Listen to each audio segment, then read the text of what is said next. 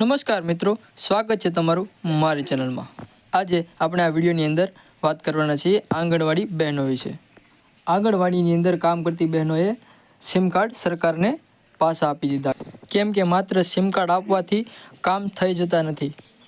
કોર્ટનો આદેશ હોવા છતાં પણ તેમને મોબાઈલ આપવામાં આવ્યો નહીં, માત્ર સિમ આપીને કામ કરવા માટેનો આદેશ આપવામાં આવ્યો અને તેમનો પગાર વધારો પણ કરવામાં ન આવ્યો અને માત્ર નાનકડી એવી 10,000ની સેલેરી આપીને તેમને કામ કરવાનું કહેવામાં આવ્યું।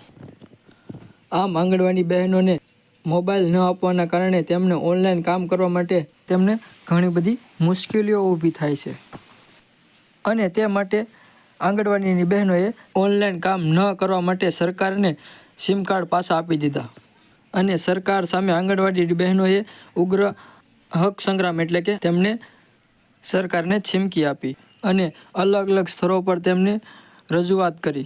તો આપણે વિડીયોમાં આગળ જોઈએ। ભચાઉની એક ICDS આંગણવાડીની કચેરી પર આંગણવાડીની બહેનો દ્વારા આંદોલન કરવામાં આવ્યું અને જ્યાં સુધી મોબાઈલ નહીં આપવામાં આવે ત્યાં સુધી તેઓ ઓનલાઈન કામ નહીં કરે તેવું તેમના દ્વારા કહેવામાં આવ્યું અને સિમ કાર્ડ પણ પરત ICDS કચેરીએ આપી દીધા અને જ્યાં સુધી મોબાઈલ આપવામાં નહીં આવે ત્યાં સુધી તેમણે ઓનલાઈન કામ નહીં કરે તેવું કહેવામાં આવ્યું અને કેન્દ્ર સરકારે ગ્રાન્ટ ફાળવી હોવા છતાં રાજ્ય સરકારે ફોન ન આપવાનો આક્ષેપ લગાડવામાં આવ્યો। આંગણવાડી બહેનોએ સિમ સરકારને પાછા આપી દીધા। રાજ્યની 60,000 જેટલી આંગણવાડી વર્કર બહેનોને પોષણ ટ્રેકરની ઓનલાઈન કામગીરી માટે રાજ્ય સરકારે મોબાઈલ ફોન આપ્યા વિના માત્ર સિમ કાર્ડ આપીને કામ કરવા માટે કહ્યું હતું। આ કારણે બહેનોએ આંગણવાડીનું ઓનલાઈન કામ કરવા અનેક મુશ્કેલીઓ પડે છે। 3 વર્ષથી આ માટે રજૂઆત કરવા છતાં સરકારી અધિકારીઓ દ્વારા તેમને કોઈ પ્રશ્નનો ઉકેલ કરવામાં આવ્યો નહીં અને બહેનોએ કંટાળીને સિમ કાર્ડ પાછા આપી દીધા છે અને ઓનલાઈન કામગીરી બંધ કરવા માટે નિર્ણય લીધો। જ્યાં સુધી તેમને મોબાઈલ ફોન નહીં આપવામાં આવે ત્યાં સુધી તેઓ ઓફલાઈન જ કામગીરી કરશે તેવું તેમના દ્વારા કહેવામાં આવ્યું અને ભારતીય મજદૂર સંઘ BMS એ આંગણવાડી બહેનો માટે પ્રશ્નોના નિરાકરણ માટે જે બીડું હાથ લીધું છે એમના પર ભરોસો રાખી સિમ કાર્ડમાં એમપિન બદલીને જમા કરવામાં આવ્યા। આમ આંગણવાડી બહેનો દ્વારા સિમ કાર્ડ જમા કરવામાં આવ્યા। ફોન ન હોવાના કારણે ઘણી બધી સમસ્યાઓ ઊભી થાય છે, જેની અંદર BMSના એક અધિકારી બહેને જણાવ્યું કે સરકારે 7 વર્ષથી કામગીરી કરવા માટે સિમ કાર્ડ આપ્યા છે પરંતુ મોબાઈલ આપ્યા નથી। બહેનો પર્સનલ ફોનથી કામ કરે છે, તેમને દરરોજના 10 ફોટા અને મોબાઈલની અંદર 15 જેટલા કામો ફોનથી કરવાના હોય છે।